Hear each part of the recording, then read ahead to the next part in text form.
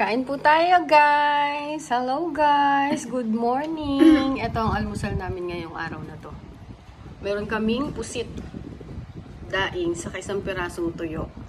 Hotdog with egg. Nagsangag kami. Napakaaga namin kumain ngayon kasi ito yung araw ng alis ni Michelle na mama ni JM tsaka ni JB. Sa kanya yung black coffee.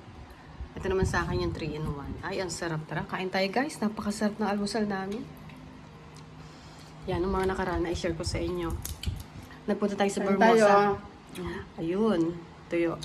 Nagpunta kami ng Bermosa, tapos namalengke kami. Ngayon, ito, ang last day niya dito sa Pilipinas. At lilipad na siya papuntang Dubai.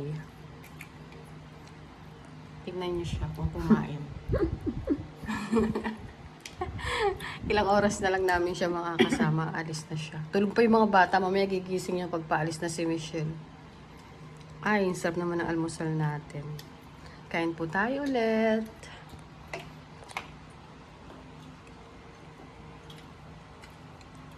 Almusal ng Pinoy. Napakasarap.